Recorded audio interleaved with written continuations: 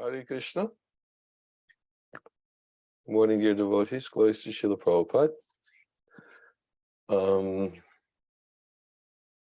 This is a new environment for me. I'm so used to being in Mayapur, giving classes there. Been doing since April 2020.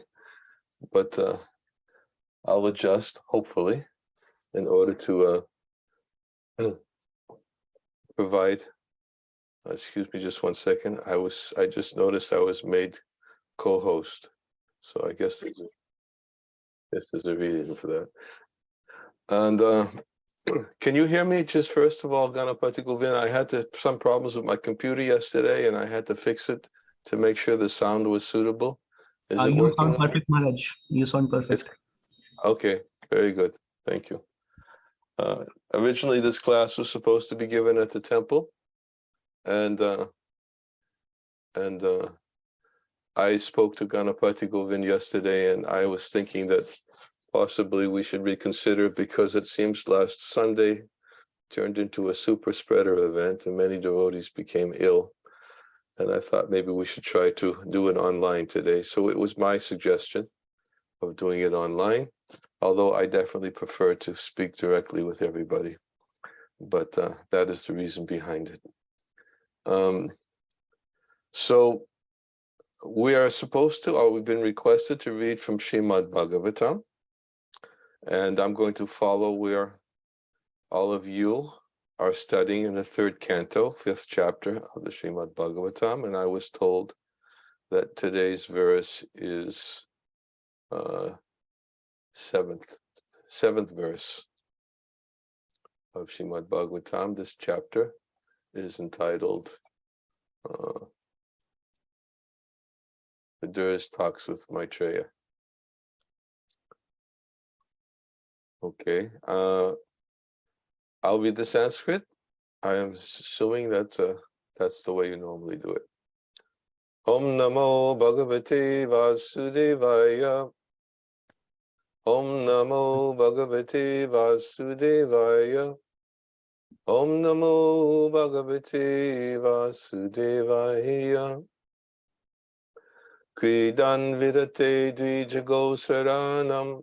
Kshemaya Kamanyavatada Bedai. Mano Natripyatya Pishinvatam Na Sushlokamalesh Charitat Pritani.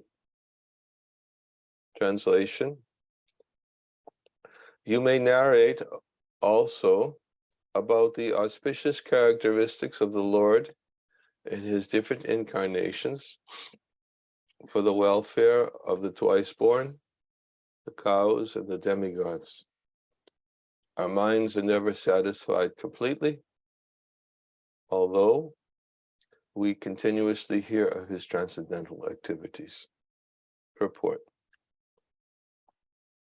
The Lord appears in this universe in different incarnations, like Matsya, Kurma, Varaha, and Nishinga, and he manifests his different transcendental activities for the welfare of the twice-born, the cows, and the demigods. The Lord is directly concerned with the twice-born or civilized men. A civilized man is one who has taken his birth twice. A living entity takes birth in this mundane world due to the union of male and female. A human being is born due to union of the father and mother, but a civilized human being has another birth by contact with the spiritual master, who becomes the actual father. The father and mother of the material body are so only in one birth, and in the next birth the father and mother may be different people. But the bona fide spiritual master, as the representative of the Lord, is the eternal Father, because the spiritual master has the responsibility to lead the disciple to spiritual salvation, or the ultimate goal of life. Therefore, a civilized man must be twice born, otherwise he is no more than the lower animals. The cow is the most important animal for developing the human body to perfection. The body can be maintained by any kind of foodstuff, but cow's milk is particularly essential for developing the finer tissues of the human brain so that one can understand the intricacies of transcendental knowledge. A civilized man is expected to live on foodstuffs comprising fruits, vegetables, grains, sugar, and milk.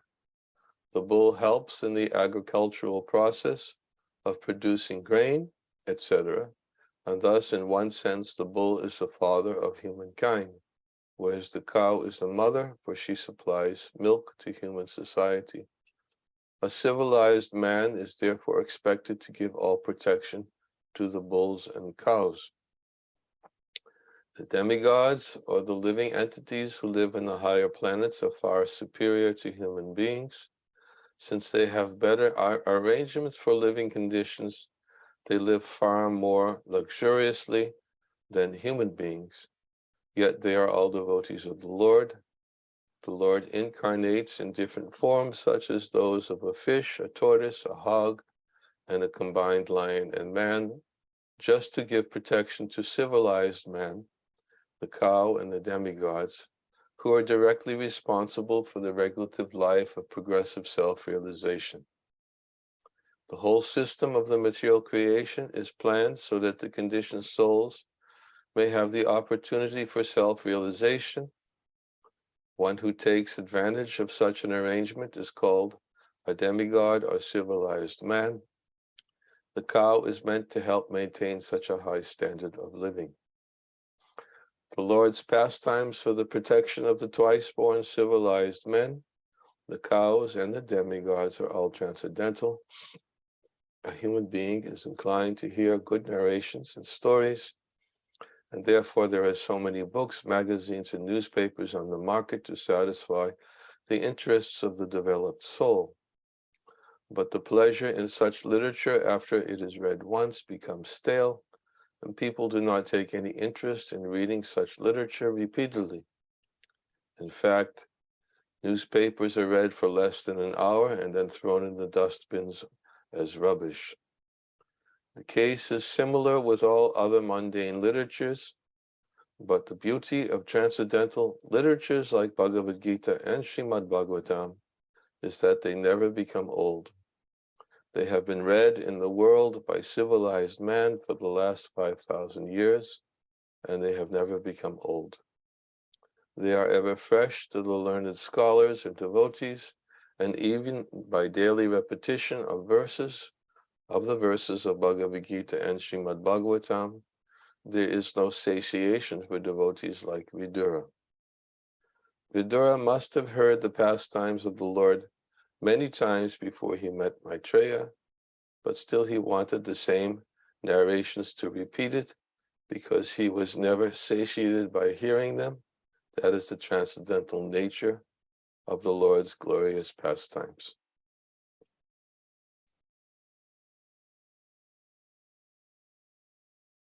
Om Gyanatimirandasya Garanjana Shalakaya Chaksho Unmilitam Dina Tasmai Shri Gurave Namaha Ukam Karoti Vachalam Angam Langayate Garim Yat Kripa Tamaham Vande Shri Gurundina Taranam Nama Om Vishnu Padaya Krishna Prastaya Bhutale Shri Mate Bhaktivedanta Swamin Iti Namane Namaste Saraswate Deve Gauravani Pacharine Nirvishesha Shanyavari Pastachade Satarane Jai Shri Krishna Chaitanya Prabhu Nityananda Shri Advaita Gadadhar Shivasari Gaura Bhaktivinda Hare Krishna Krishna Krishna Hare Hare Hare Rama Rama Rama Hare Hare. I'm not sure if I'm supposed to look at the chat or not. I see there's a mess. Oh no, okay. Message is only today's verse.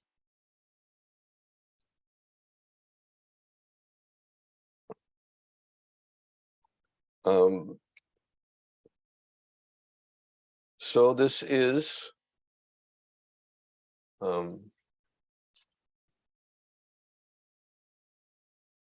conversation between Vidura and Maitreya.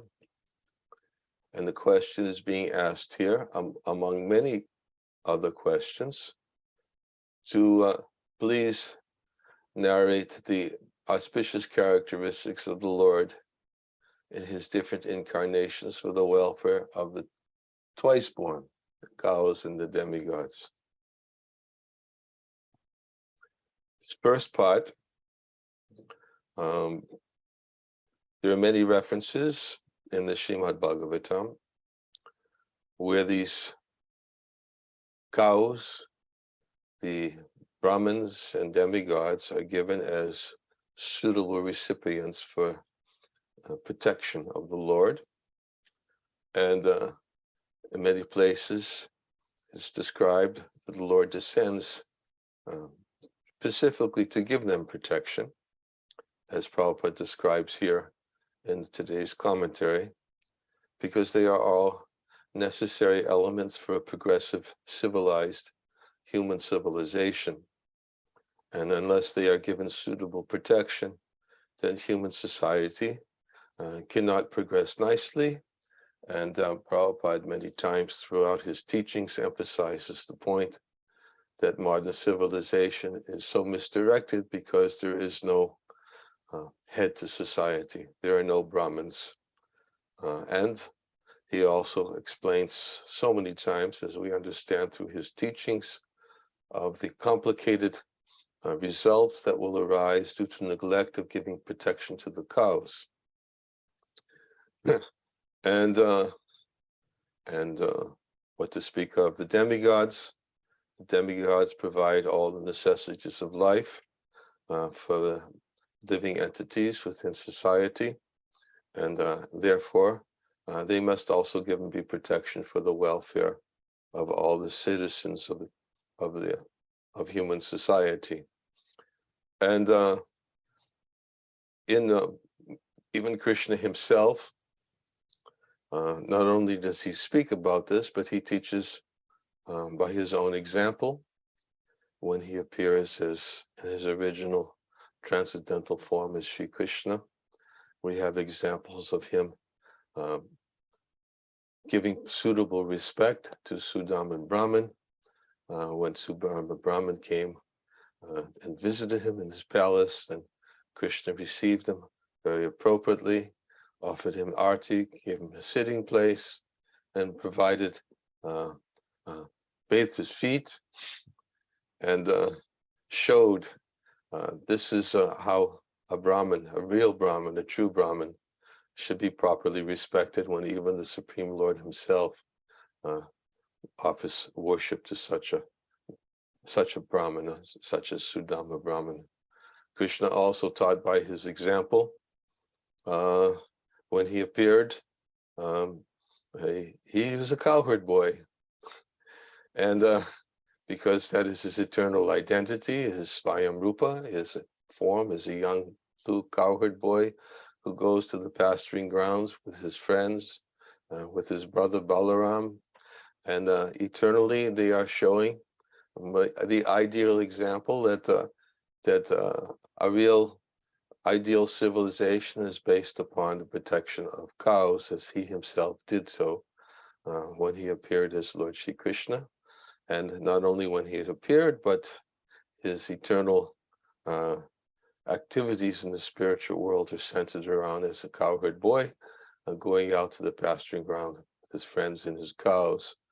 And in various places in the Shastra, especially places like Govinda Lilamrita, there are very nice descriptions, of course, in the Srimad Bhagavatam as well. There are very nice descriptions of the kind of activities that Krishna and his cowherd boyfriends experienced in taking care of the cows. Cows are so dear to Krishna that they would accompany him into the pasturing grounds, and Krishna, upon returning, he would call them one by their names, and then each cow would come before him, and Krishna would put his arm around him, embrace the cows. They were very, very dear to him. So he's showing also example that the Brahmins and the cows, and of course the demigods, he shows by his example, because he appears, as the verse describes in the Srimad Bhagavatam, eti chanksa kalapung sang krishnastam, krishnastu bhagavan svayam, that all of them appear whenever there are disturbances. All these incarnations of the Lord appear whenever there is disturbance created by the atheist, the Lord appears to protect his devotees, including to protect demigods as well. And there are references in the Srimad Bhagavatam how Krishna had appeared in order to provide assistance to the demigods at the time when they were being attacked by the demons. So here it's described that you may narrate all the auspicious characteristics of the Lord in his different incarnations for the welfare of the twice-born, the cows, and the demigods.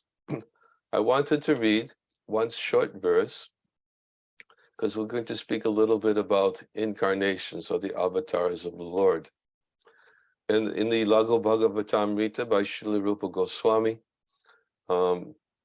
he has given so much evidence about the eternal forms of the Lord that exist in the spiritual world, such as his Svayam Rupa form, that form which is not dependent upon any other form.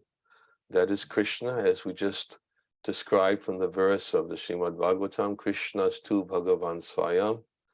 All of these different incarnations are either plenary portions or portions of plenary portions of the Supreme Lord. But Lord Shri Krishna is the original Supreme Personality of Godhead. That original form is known as Svayam Rupa.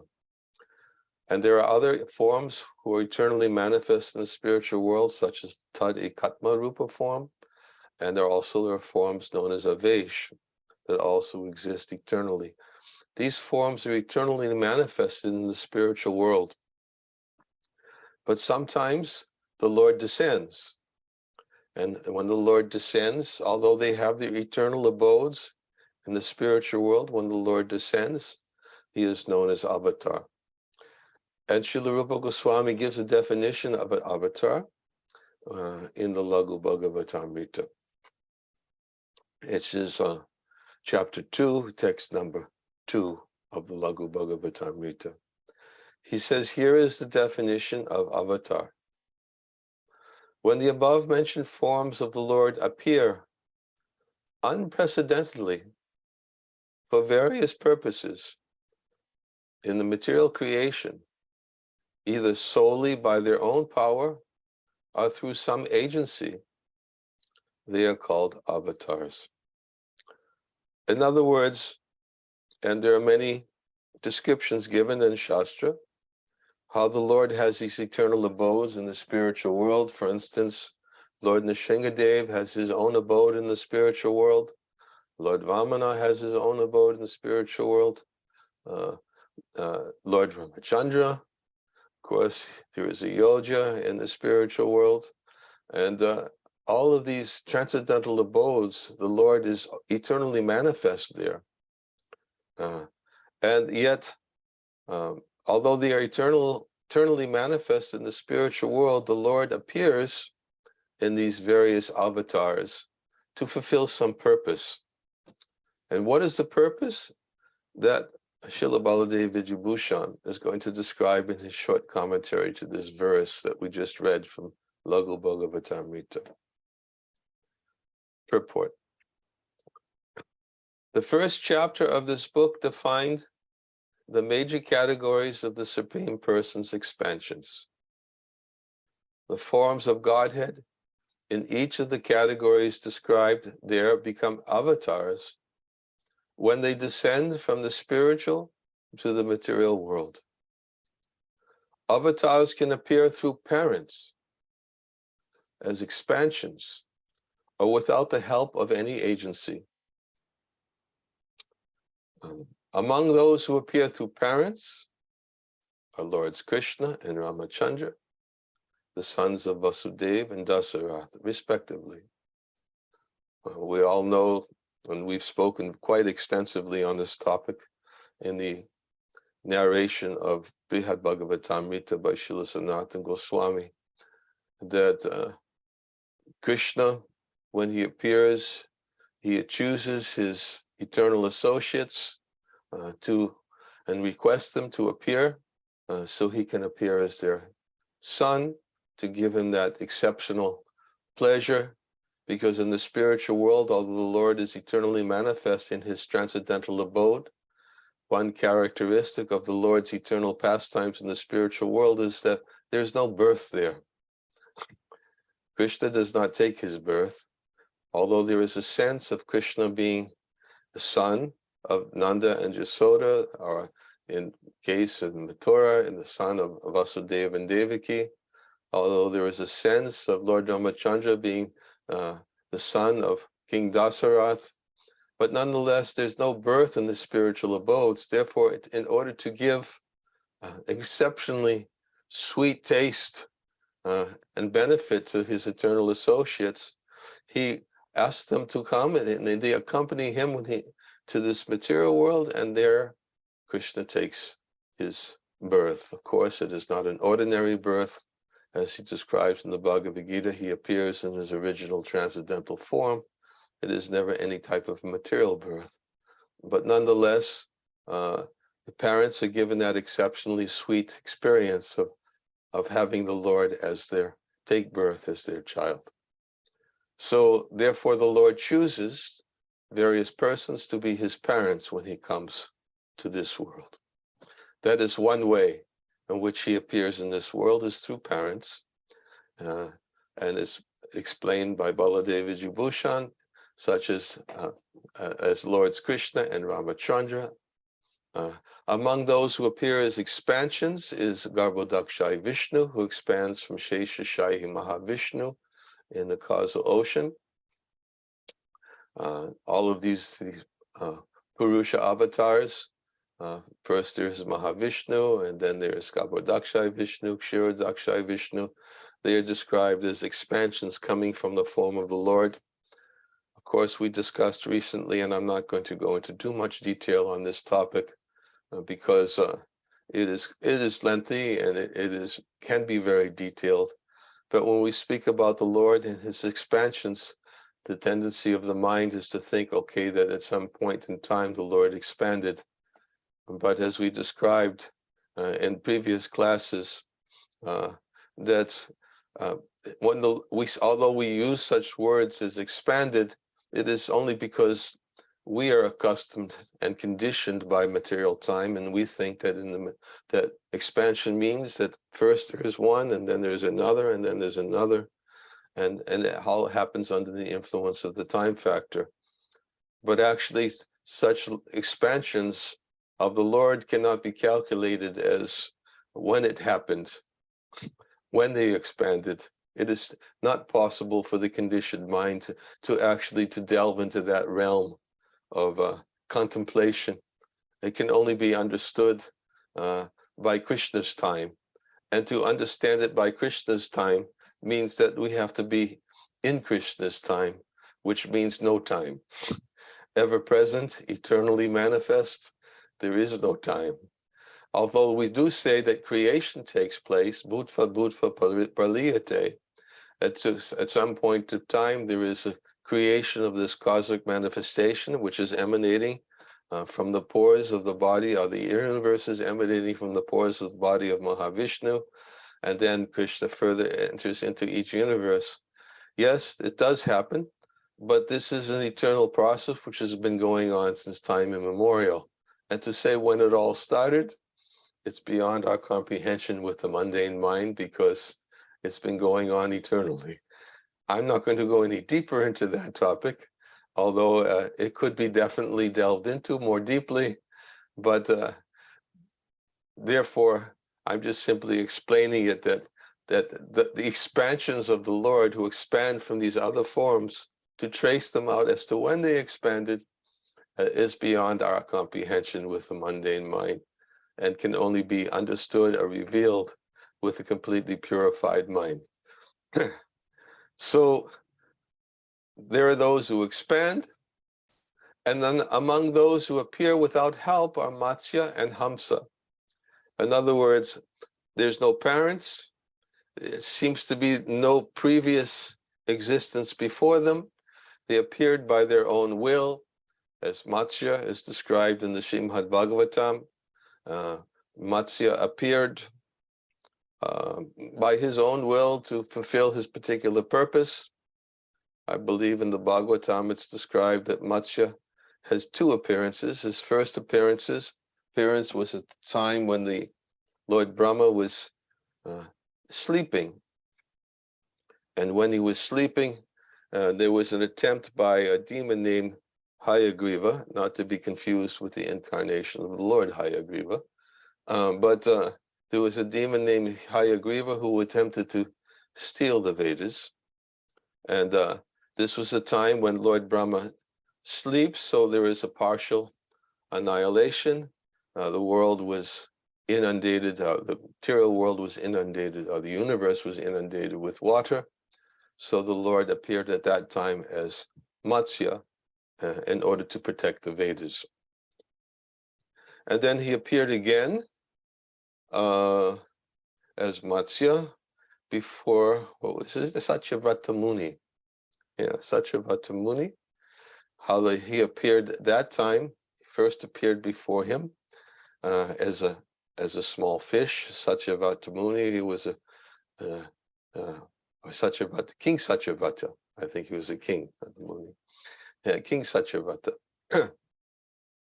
He appeared before him as a fish, and then he spoke to King Satyavrata, saying that he had appeared in this body of water, and he was asking for protection in this body of water.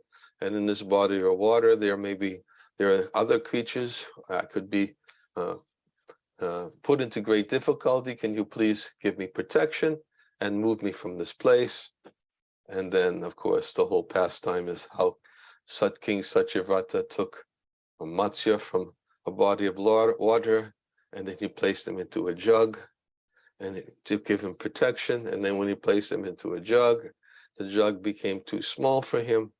And then the fish asked him, can you please move me into a bigger body of water? And he moved him into a bigger body of water, and then he outgrew that bigger body of water. And then he asked him, can you please put me into another bigger body of water? And he moved him into a lake. Then he expanded and became too big for the lake. And then he was asked to be put into another bigger body of water. He was put again into the ocean. And gradually, King Satyavrata began to understand this is not an ordinary personality.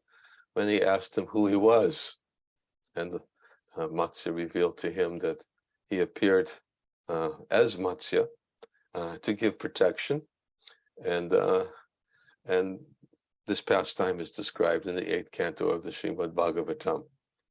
But the point is that he appeared, who appeared without any help, by his own will. Hamsa was another incarnation that appeared before Lord Brahma, I believe it was, and it was his swan incarnation, just appeared. Continuing in this commentary by Baladev Vijibhusha, he says the various purposes of the Supreme Lord's avatars can be summarized generally as Vishva Karya, creating the universe and helping its inhabitants. So how can we ever think that there is nobody behind this creation? It is very clear that not only does the Lord create this cosmic manifestation by the breathing, his breathing from the pores of his body as Mahavishnu, but he maintains it as Garbhodakshaya Vishnu, and he manifests as Shirodakshaya Vishnu into each and every body throughout the creation, into each and every universe as Super Soul, and then he appears. He comes in various forms to help the inhabitants, as we've already described. Who does he come to help? The demigods, the Brahmins, and the cows. And therefore this verse says, Mahavishnu, for example, agitates primordial nature with his glance and stimulates her to evolve the causal elements. Other avatars subdue malefactors for the relief of the demigods. and other faithful servants of the Lord. Others bestow upon the eager seekers of truth the greatest benefits by revealing themselves, by teaching the principles of pure devotional service, and by granting the bliss of love of God. Although the Supreme Lord's forms exist eternally as avatars, they dramatically appear in the material world as if novel creations of the times and places of their advent. So this is what we were explaining before, that these forms of the Lord are eternally manifest in the spiritual world, but whenever they appear in the material world, they appear as a very dramatically appear, as if a novel creation of the time and place of their advent, as if it's just suitable for the purpose for which they have appeared. And we also have to take into consideration when describing the appearance of the Lord in these various avatars, that it is not only this universe, but there are unlimited universes. In fact, I was recently explaining in a class, I can't remember where it was because I can't keep track of where I've given my classes, but I was recently explaining in the class on a few occasions that we're reading about the Lord's pastimes and his descent as he descends in his original form as Krishna and from universe to universe to universe. And Prabhupada was explaining that Krishna goes from one universe to the next, just like the hands of the clock go from one universe to the next, to the next, to the next, to the next. And this process goes on eternally. And I was one time meditating on this description that Prabhupada had given, and it was given also by Vishwanath Chakravarti Thakur, how the Lord's descent goes on eternally. And I was thinking, well, what about what happens when the material universes are withdrawn into the body of Mahavishnu and they don't exist? And how does this process go on eternally if there are no universes in existence? It's called the time of avyakta, or unmanifestation. And I found the answer to my question in a commentary by Vishwanath Chakravarti Thakur in the 10th canto of the Srimad Bhagavatam, where he explains that Krishna enjoys descending in his various forms, especially in his original form as Krishna, so much that even when there are no universes for him to appear in, then Yogamaya, in order to facilitate the Lord's desires, she creates universes for him to visit. Even while there are no universes manifested by this other process of the breathing through the pores of Mahavishnu, Yogamaya creates universes during this time so that Krishna can continue his travels from one universe to the next, to the next, to the next, which seems, of course, to our minds to be inconceivable. But one of the great wonders of studying about the pastimes of the Lord and his descent and these various avatars, and what to speak of how these are all going on eternally in the spiritual world, these forms, and how not only these forms existing eternally in the spiritual world, but there are devotees in the various universes throughout creation who are particularly attracted to those forms of the Lord.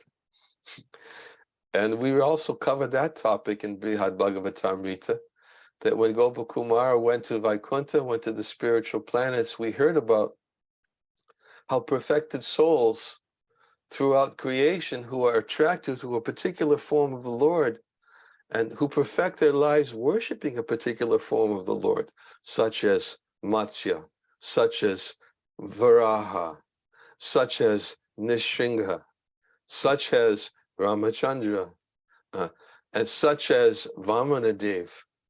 When they worship that form which is attractive to their hearts, they have a particular attraction to him, and they worship a form which the Lord very kindly manifests. Not only does he come in these various forms as incarnations, but as described in Brihad Bhagavatamrita, he also fully manifests himself in various forms, in the form of the Achavigraha, or the deities, or in the form of a Shila. So someone may very devotedly worship the Lord in a particular form, very strictly, with faith and devotion. And what happens is that they perfect by the attachment to that particular form. When they become perfected souls, then they actually go to the abode of that form which they've worshipped in this world. And then they remain there eternally engaged in the service of their Ishtadeva. So when we take into consideration the expanse of the spiritual world and this creation, it is quite inconceivable for the mind to try to conceive of all of this, how this is all going on simultaneously. It is achincha. It is very inconceivable for the mind to fully comprehend how great the Lord is.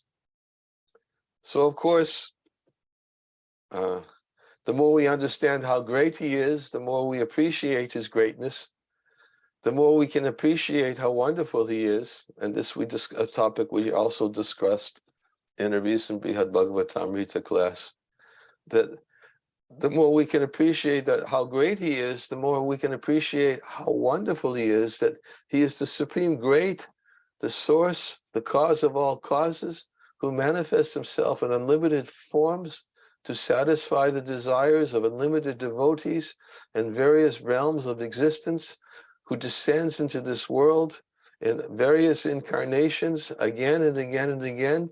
And these universes are eternally manifest and unmanifest, and then they're manifest again. The Lord appears in different Brahmakalpas and different forms. Although that supreme origin of everything, and he is so unlimited and so great, what is so attractive about him is that he relishes more than anything else becoming subordinate to those who love him in spontaneous devotional service. Therefore, these questions are being asked by Maitreya, asked by Vidura to Maitreya. He says, please narrate the auspicious characteristics of the Lord and his different incarnations for the welfare of the twice born, the cows, and the demigods. Says, our minds are never satisfied completely, although we continuously hear of his transcendental activities.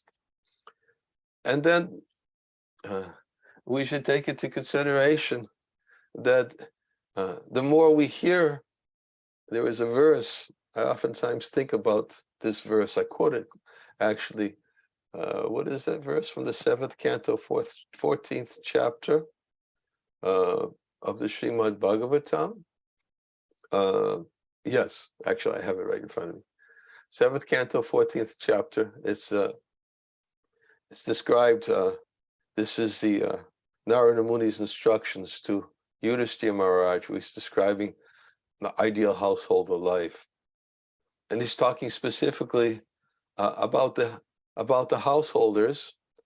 And then I'm reading a translation of the verse, Shrinvan Bhagavato Bhikshnam Avatara Katam Ritam. Shradadhano Yata Kalam Upashanta Janavrita. Prabhupada gives a translation of this verse, which I'll read. And then I'm going to read also the translation of the verse given by Vishwanath Chakravarti Thakur. Translation of this verse is, a grahasta must associate again and again with saintly persons, and with great respect he must hear the nectar of the activities of the Supreme Lord and his incarnations, as these activities are described in Srimad Bhagavatam and other Puranas. Thus, one should gradually become detached from affection for his wife and children, exactly like a man awakening from a dream. That is Prabhupada's translation. Prabhupada gave a very long purport, and therefore I was going to read the purport from Vishwanath Chakravarti Thakur, which is very short, but to the point, and the translation of the same verse in the Sarata Darshini, which is Vishwanath Chakravarti Thakur's commentaries on the Srimad Bhagavatam. It is translated as follows: that constant hearing with faith, the nectar of the activities of the Supreme Lord and his incarnations at various times, in association with persons having controlled minds, he should gradually become detached from his wife and children, from whom he will be separated anyway, exactly like a man on awakening from a dream becomes detached from the son and wife in his dream. And purport. Yata kalam means at various times, such as the afternoon. Of course, could be various times, such as the morning also. But various times. Being surrounded by persons with controlled minds, he should constantly, abhikshnam means constantly, always. He should constantly listen to topics of the Lord. This means he should not listen to other topics at that time. He should become detached from wife and children, from whom he will naturally be separated, just as on awakening from a dream, one becomes detached from sons or wife seen in a dream. So this is a verse by Narada Muni to Yudhishthira Maharaj. When Yudhishthira Maharaj asked Narada Muni, can you please instruct me? He described himself as Griha Mudhadi, I am a householder, you are a brahmachari. I am Griha Mudhadi, which Prabhupada translates as completely ignorant of the goal of life. So he asked him to please, oh my Lord Narada, kindly explain how we who are staying at home without knowledge of the goal of life may also easily attain liberation according to the instructions of the Vedas. And Narada replied, my dear king, those who stay at home as householders must act to earn their livelihood. And instead of trying to enjoy the results of their work themselves, they should offer these results to Krishna, Vasudeva. How to satisfy Vasudeva in this life can be perfectly understood through the association of great devotees of the Lord. And then the next verse, Shrinvan Bhagavato Bhikshnam Avatara Katamritam Shradadhano Yata Kalam Upashanta Janavrita Sat Sangach Chanakai Sangam Atma Jayatma Chadishu Vimunchen Mucha Mamneshu Swayam Swapnavad Uttata. A grahasta must associate again and again with saintly persons, and with great respect he must hear the nectar of the activities of the Supreme Lord and his incarnations, as these activities are described in Srimad Bhagavatam and other Puranas. Thus one should gradually become detached from affection for his wife and children, exactly like a man awakening from a dream. And then the next verse, while working to earn his livelihood as much as necessary to maintain body and soul together, one who is actually learned, should live in human society, unattached to family affairs, although externally appearing very much attached. An intelligent, this is Narada Muni's instructions to Yudhishthira Maharaj when he asked him, I'm Griha Mudhadi, please instruct me, ignorant of the goal of life. Please tell me, how can I achieve perfection as described in the Vedic literatures? And the Narada also says that an intelligent man in human society should make his own program of activities very simple. If there are suggestions from his friends, children, parents, brothers, or anyone else, he should externally agree, saying, yes, that is all right. But internally, he should be determined not to create a cumbersome life in which the purpose of life will not be fulfilled. I'll stop there as far as the verses from Narada Muni to Yudhishthira Maharaj are concerned. But nonetheless, the emphasis is given about hearing about these unlimited pastimes of the Lord and the purposes for which they descend. And as we described, that the various purposes for the Supreme Lord avatars can be summarized generally as Vishvakarya, which means to protect, to create the universes and to protect the faithful devotees of the Lord, to give relief to the demigods and the faithful servants of the Lord from malefactors, as they've been described here. And then others bestow upon the eager seekers of truth that by greatest benefits by revealing themselves, by teaching the principles of pure devotional service, and by granting the bliss of love of God, such as the appearance of Sri Chaitanya Mahaprabhu, who is Krishna himself, who appeared very kindly, munificently to distribute pure love of Godhead by making it so easily and readily accessible to everyone, and who is the prime teacher of the Srimad Bhagavatam. Emphasis always given of studying and hearing the transcendental narrations of the pastimes of the Lord as given in the Srimad Bhagavatam, and as Prabhupada says, also as Bhagavad Gita.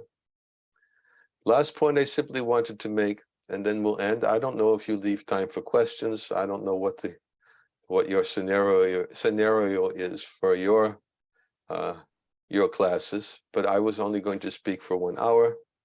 I have other things I'm going to do today, so I'll leave time in case some devotees have questions. But the last point I wanted to make is that the Supreme Lord's forms exist eternally as avatars, as we said before. Although the Supreme Lord's forms exist eternally in the spiritual world, as avatars, they appear in the material world. And I wanted to read just a couple of verses which Rupa Goswami gives, Baladev Vijayabhushan gives in describing these different forms of the Lord who descend as avatars. He quotes one verse from the Skanda Purana, that he says, every one of the Supreme Lord's personal expansions is eternal, and each has his own eternal abode in the spiritual world. That the residence of Godhead's expansions are all eternal is declared in many scriptures. One verse from the Skanda Purana. Ya yata bhuvi vartante puryo bhagavata priya tas tata shanti vaikunte tat tal dilartam adrita. All the abodes in which the Supreme Lord takes delight on the earth are present in Vaikuntha. All the abodes where he appears on earth are also eternally present in Vaikuntha. He honors each of them with various pastimes. In fact, Brihad Bhagavatam Rita explains that whatever the Lord appears in this material creation, material universe, and displays his pastimes for the purpose of annihilating the miscreants, protecting his devotees, and as well as to attract those devotees who are attracted to those particular form and to take them back to the spiritual world upon completion of their journeys in the material world. those pastimes which he displays in this world are the same pastimes which are displayed in the spiritual world. And as we explained before, that the only difference is that in the spiritual world, there are no demons. Just as when Krishna appears, he comes to kill demons. But in the spiritual world, there are no demons. There's only talk or rumors about such demons, but they don't exist. There are no spirit souls in the spiritual world who are demoniac by nature. There's only some talk about their existence, but that only enhances the Lord's pastimes in the spiritual world. But otherwise, all the same pastimes are going on in Ayodhya. Lord Ramachandra, all his citizens, he's the perfect ideal king, and all the citizens who he gives protection to, who he is like a father to. He was very humble towards them in his dealings with them. All these pastimes of the Lord in the spiritual world are the same. Is that what goes on in the material world? So he honors each of them, each of these abodes in the spiritual world with these same various pastimes. And then the next verse from Padma Purana, Vaikunta bhuvane nitye nivashanti mahojvala avatara sada tatra matsya kurmadayo kila. All the Lord's supremely resplendent avatars, Matsya, Kurma, and the others reside always in that eternal world of Vaikunta. Matsya is eternally there. Kurma is eternally there. Vamanadev, eternally there. Nishingadev, eternally there. Ramachandra, eternally there. They all have the eternal abodes, and with their associates who are attracted to those forms and who serve them in unalloyed devotion. So such is the nature of these various avatars or incarnations of the Lord. I will stop there, and this is what this is what Vidura was requesting Maitreya to please. I'll read the verse one more time, today's verse. I'm trying to find it. He's saying, you may narrate also about the auspicious characteristics of the Lord in his different incarnations for the welfare of the twice born, the cows, and the demigods. Our minds are never satisfied completely, although we continuously hear of his transcendental activities. Prabhupada, I'll mention one other point. I'll mention it from the 7th canto of the Bhagavatam. I'll mention Prabhupada says something very nicely in his commentary. I'll just read it. I think it's very relevant to what we just read. 7th canto, 14th chapter.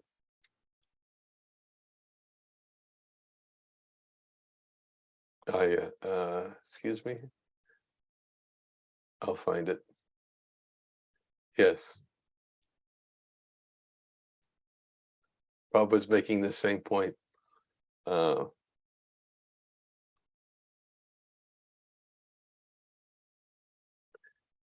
Another specific description here is Shrinvan Bhagavato Bhikshnam Avatara Katamritam.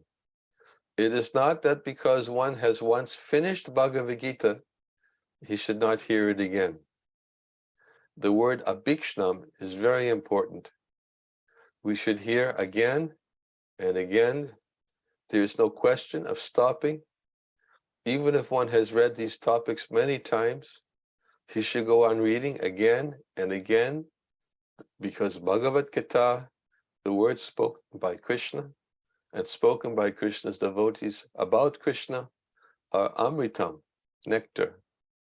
The more one drinks this amritam, the more he advances in his eternal life. Prabhupada emphasizes this point that we should be very eager to hear again and again and again. I was thinking of something. I'll share something a little. I've been sharing it with other devotees also. A little realization I got, my own realization, my own experience, that staying in Mayapur, studying and speaking from, not just studying, but I actually experienced speaking from Brihad Bhagavatamrita regularly, several times a week, online, such as this, and what I'm doing right now, which is a challenge for me, by the way. I'm so much more attracted to sitting and speaking face to face, and to speak to a camera was always been a challenge for me. But during the pandemic, I had to face the challenge and surrender, and I did it. To discuss the reasons why is not really relevant, so I won't go there. But I did it. But I found that by reading and delving into the commentaries of our acharyas on the topics I was reading from Brihad Bhagavatamrita and giving thought, just giving thought, giving my mind thoughts to these depth of information and knowledge, wisdom, and realization, which our previous acharyas have given in their various commentaries to Srimad Bhagavatam. Prabhupada has condensed it all, so beautifully woven. The commentaries of Vishwanath Chakravarti Thakur, Sanata Goswami, and his Brihad Vaishnava Toshini, Jiva Goswami, and in his commentaries, and he's all perfectly woven them into the Srimad Bhagavatam in his commentaries. But nonetheless, I tried to take advantage of going to some of the commentaries themselves and reading them in relationship to the verses of Brihad Bhagavatamrita. And I felt from that experience, because Prabhupada says in his own commentaries, one should read the commentaries of our previous acharyas, encourage us to do so. So by reading so much and hearing so much about these commentaries from our different acharyas about the verses of Srimad Bhagavatam, what I've come to appreciate is that reading Srimad Bhagavatam and Prabhupada's commentaries and listening to his classes, I've realized what he's saying, how they're ever fresh. We can never, if we're foolish to think, I've read that before. Anyone who says, I've heard that before, or I've read that before, and thinks foolishly that it's not satisfying, I need something else, it means that they've really not studied deeply what Srila Prabhupada has given in his Srimad Bhagavatam commentaries, what he's given in his lectures. And more and more I've come to see that all of his classes on Srimad Bhagavatam, Bhagavad Gita, they're impregnated. They're impregnated with the realization coming from these commentaries of our Vaishnava acharyas. And being impregnated with these commentaries, impregnated with realization, and of course spoken with pure love and presented with such pure devotion, they're very attractive to the mind. And as Prabhupada so nicely explains, that when the mind is attracted to hearing these narrations when spoken and relished, relished as Prabhupada relished when he was speaking the message of Bhagavatam, as he relished when he was composing the Bhaktivedanta purports, dictating into his dictating machine. He was not just speaking them for our welfare, but he was relishing and tasting these commentaries. Then as Prabhupada says, then when one actually has a taste, then one will lose his taste for the mundane affairs of this world, such as that found in the newspapers, which are read for at most 1 hour, then thrown in the dustbin, and then no longer interested in again, reading it again. They're dry. But the message of Bhagavatam, Bhagavad Gita, because they're eternal, they're very attractive and satisfying to the heart. And a devotee, whether brahmachari, grihastha, vanaprastha, or sannyas, makes no difference.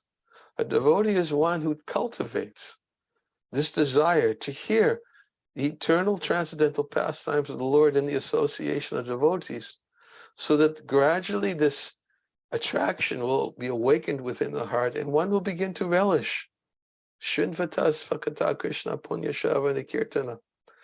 As the one hears these transcendental narrations, it cleanses the dust from within the heart, and one begins to acquire a taste or an attraction for hearing the messages of Srimad Bhagavatam as spoken by the devotees of the Lord. We should aspire for that. Once one gets a little taste for these topics, one will not want to spend so much time, waste so much time in discussions of mundane affairs of this material world. And therefore, as Prabhupada explains in his purport, and as Vishwanath Chakravarti Thakur explains in his purport, one must set aside time every day to discuss and to hear these topics, or at least to read. If discussion is not possible, then at least to read every day, so that the mind can actually be given the opportunity to transcend the affairs of this material world, and be given the opportunity to remember that actually I'm not meant to live forever in this world. It's all very temporary. I'm meant to awaken from this dreamlike state and to realize that my real attachment is to be attached to Krishna and his associates in the spiritual world, and to be attracted to that form which attracts me the most, and by through my daily worship, so that I can actually ultimately achieve the goal of this life, at the end of this life, which is to go back home, back to Godhead. This is the real purpose of human form of life. All of these points are being brought out today in Srila Prabhupada's commentary to 3rd canto, 5th chapter, the 7th verse of Srimad Bhagavatam. Hare Krishna, all glories to Srila Prabhupada. So, Ganapati Govind, please tell me, should I end or should I leave opportunity for questions? I will leave the decision up to you and to those who are participating. Hare Krishna Maharaj, this is actually Rasaj Prabhu's class. Rasaj Prabhu, you please go ahead and tell us. Hare Krishna Maharaj, thank you for wonderful Bhagavatam class. Yes, Maharaj, like if you have a time and if devotee has some question, they can go ahead and ask. I have some time. If there are some questions, I will answer them. I don't usually do this in my usual classes, because usually there's about 200 people, and it gets a little bit. But I see right now I don't think there's that many participants in this class. It's supposed to be just for the devotees in the Glastonbury congregation. So I can open it up to a few questions.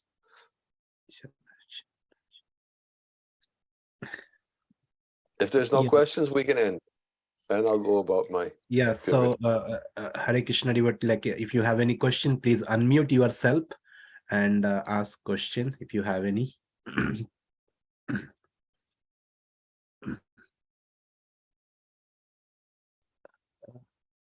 Okay. I guess it's clear. I guess everybody agrees. That's what Prabhupada says. If there's no questions, it means you agree. Srinvan Bhagavato. And what is that? Srinvan, what is that verse? I forgot it already. Srinvan Bhagavatam Krishnam Avatara Katamritam. Srinvan Bhagavato Bhikshnam Avatara Katamritam. Then you agree with that? Yes. Okay. I mean, Hare Krishna. We will end here. There are few. There are a few what? There's someone trying to unmute, I think. Is there any question? Oh, I'm not hearing anything. Hare Krishna. Hare Krishna Maharaj, thank you for the wonderful class. I like the point where you said that when you're reading or listening to Shastra, you should not be doing something else, you know. We all sometimes, at least I tend to sometimes do that. If I'm involved in something else, I'm doing two things at once. And I think to I give didn't say that. undivided, Vishwanath Chakravarti Thakur said that. but we are hearing it from your lotus mouth. I did not read Vishwanath Chakravarti Thakur, so I'm hearing it from you. But that is Uh-huh. very nice reminder for me that not to do two things at once. You know, we're doing one thing and then we're involved and then we're trying to do something else. I think, you know, for me, it's a lesson from this class to try to do things exclusively when you're doing devotional service and when you're reading or hearing about Krishna. Try not to do something else. So thank you, Maharaj, for that Is this instruction. Sudevi Priya? Yes, Maharaj. Okay, I thought I recognized your voice. Yeah, So thank you very so good. much, Maharaj. I'm very glad you brought out this point. It's very important. Krishna becomes pleased by our focus and attention on him. Sometimes the devotees have a tendency to invite Krishna but not to give him full attention, like driving a car and chanting japa at the same time. This is one example. Or by sitting in the back of the class and working on accounts, bank accounts, or working on while hearing Srimad Bhagavatam. I've seen this happen before also. Doing something else. Krishna likes it when we give our exclusive attention to him. He appreciates the effort that we're giving to him. So you've brought up this point, and therefore I'm just expressing my gratitude that you brought up this point, and I'm helping the devotees to understand that there's certainly some benefit by giving our minds to him fully. Of course, sometimes it is difficult. Devotees, sometimes they have to cook and they listen to class at the same time. That's okay, but when you're cooking for Krishna, that's okay. But if you're thinking I'm cooking for myself and listening to class, then hopefully by listening to class, it should help to remind you that you're not cooking for yourself. You're cooking for your home deities, or you're cooking for the pleasure of the Supreme Lord. So there's nothing wrong with doing a service like that, cooking and listening to class. But as much as possible, we should try to give our ears to hearing Srimad Bhagavatam and exclusively hearing his message. Thank you, Sudevi Priya. Hare Krishna. Hare Krishna. Any other question? Gaur Bhagavan, can you hear me? No, Yes, I don't Prabhu, hear you. Maharaj. Yes, I Gaur can hear you, Bhagavan. yeah. Hare Krishna. Maharaj. Please like my humble obeisances, Maharaj, all glories to Srila Prabhupada. I found this really interesting, this verse from the 7th canto by Narada Muni, that Grihastas have to regularly hear from saintly persons in order to wake up basically out of the slumber of Maya, or kind of like that. And I don't know how to formulate my question, but it's kind of, I just want to know more about this process, or how this happens, or if you have anything you want to elaborate a little bit on that, because it's really important. This is so, I mean, because I'm a Grihasta, I have to deal with my own illusions and all that. But I found this, like recently I was in Italy with Radmasamy, and it was the most transformative experience I've had so far in my spiritual life. It really woke me up on a very deep level. And so I realized the importance of this point is that we have to keep on, associating and hoping for this transformation or this awakening to happen, but I'm not saying I'm fully awakened, but I had a direct experience of this. But this point, can you please say something to emphasize this point more for us? Because I think most of us listening are Grihastas, who have to deal with, material life or like external things. Thank you, Maharaj. There is a verse in the 11th canto of the Srimad Bhagavatam.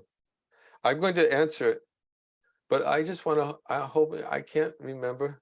Just if you can give me 30 seconds or maybe a minute. I want to try to find a particular verse that I'm thinking of in the Srimad Bhagavatam, 11th canto. And 11th canto.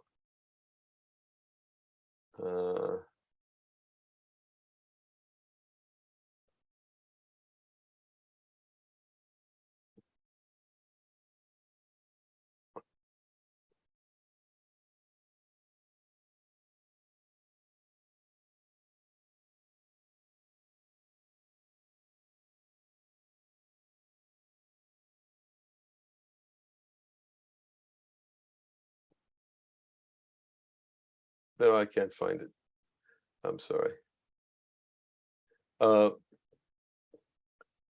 anyways, in response to your question, this is, of course, we oftentimes say that, and we read this verse from Narada Muni. He says that one should hear daily from saintly persons about the pastimes as they appear in these various forms and incarnations, so that one can be awakened from his sleeping condition. And if we take that literally, that means that we should be given the opportunity that every day we should be able to have the opportunity to sit as in the presence of a saintly person and to hear the message of Bhagavatam. Somehow it seems that our movement is spread in such a way throughout the world that opportunities for such association is limited. And we don't get the opportunity to do so every day. And therefore, Prabhupada explains in the same verse of the Srimad Bhagavatam that you just quoted. He explains something very, very important in his purport, and I wish to read it. And because he also understood that this problem would exist, and how should the householders address this problem themselves? And he said in this commentary,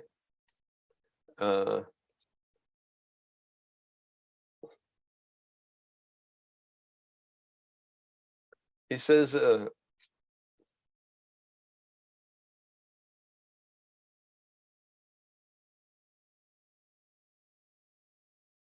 yes, he says here,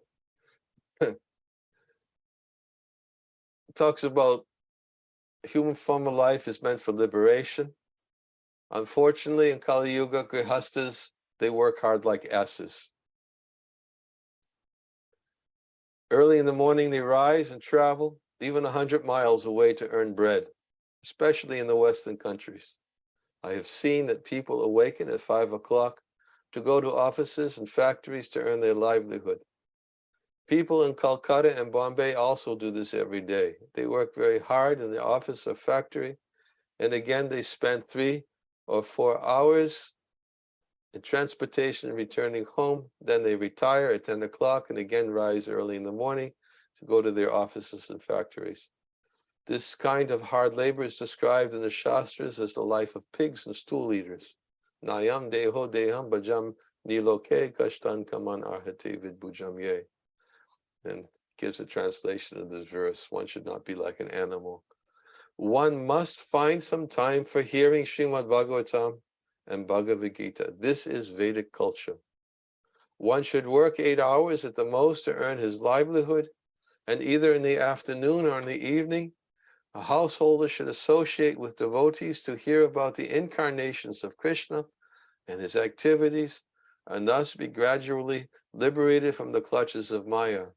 However, instead of finding time to hear about Krishna, the householders, after working hard in offices and factories, find time to go to a restaurant or a club, where instead of hearing about Krishna and his activities, they are very much pleased to hear about the political activities of demons and non-devotees, and to enjoy sex, wine, women, and meat, and in this way waste their time.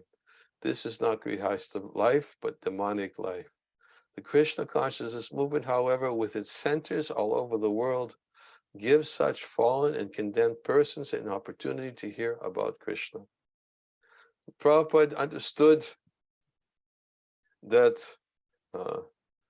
we would not get the opportunity to be able to hear every day from saintly persons, and therefore he gave his books, and he gave them as the opportunities for devotees to sit and to discuss his books every day in his centers. And where there are no centers, then the devotees should create a facility where others can come and to discuss exclusively, give their time for discussing these topics.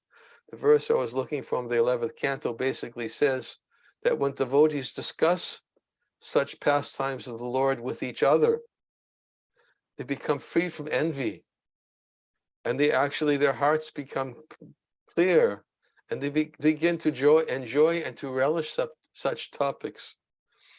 So there's a verse in the 11th canto of the Bhagavatam, for somehow it slipped my mind completely. I don't know where it is, and I can't remember it, but that's the essence of it.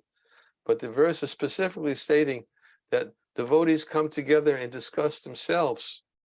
This is one way that we can become purified, is that we should daily seek opportunities to discuss Krishna consciousness with other devotees. And it doesn't necessarily mean that we have to sit and give a class to them. We should discuss for the purpose of trying to understand more and more, or enter deeper into such topics, and to discuss in this way, and let it to be interactive, but somehow to discuss transcendental topics. This is one way. The other way, which was the transformational experience which you gained by going to Italy and to hearing classes which were given by Radhanath Maharaj, and you saw that this was definitely something that was transformational and awakened something deep within your heart, something you don't want to forget. Therefore, I oftentimes tell devotees, especially householders, that a householder should live his life in such a way that he has such regular doses of association with devotees of this caliber.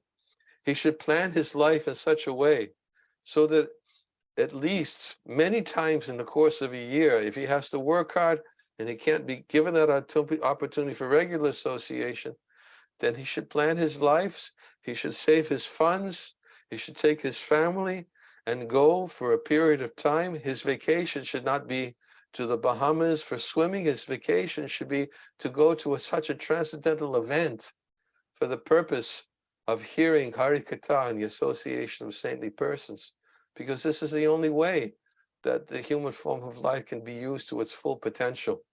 This is transcendental vacation. And each year, the devotee should make such plans to several times of a year to go to such events where they can immerse themselves in hearing such topics, immerse themselves in kirtan, and becoming inspired. Prabhupada said this was the purpose for which he created the festivals in India, for devotees to go and to recharge their spiritual batteries. Of course, that's once a year, but somehow devotees should do it several times a year. And in this way, we can become at least recharged and inspired to understand that, yes, I have to spend more time in discussing such topics and remembering such topics. And what Srila Prabhupada wanted more than anybody else, and he emphasized by quoting the verse, Yari deka tarikara Krishna upadesh amara agya guru hari desh. He emphasized if we don't have association. When Kurma the Brahmin told Lord Chaitanya that he wanted to give up his family life and go travel with him so he could always be with the Lord told him, no, stay in family life. But please tell everyone you meet about Krishna. This is the best way.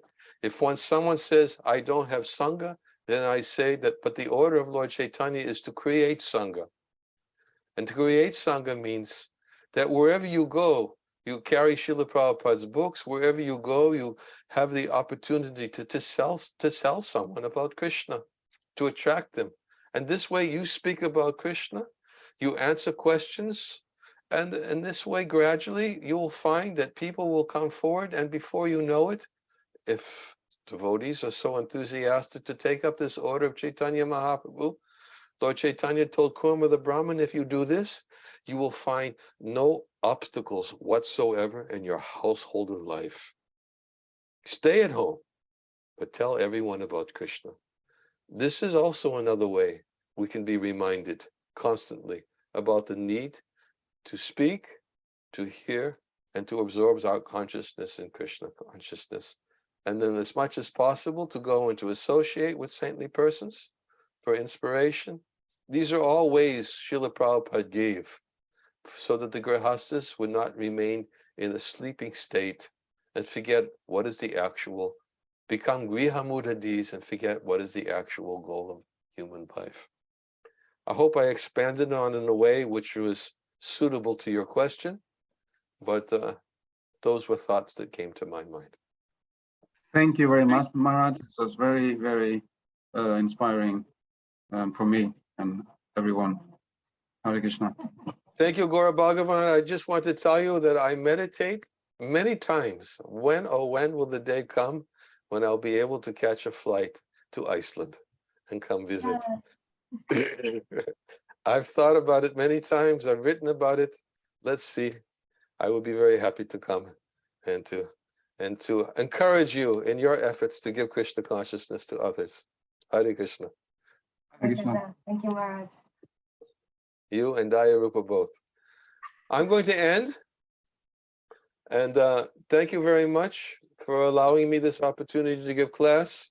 Forgive me for my imperfect presentation, which, as I said, has always been a challenge for me, is to sit in front of a camera and to speak to a camera. But I tried my best. Please forgive me for all of its imperfections. And thank you you, for Maharaj. Thank you, Maharaj, for your wonderful class.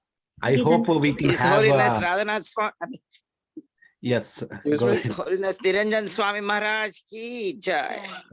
Hare Krishna. All glories to Srila Prabhupada.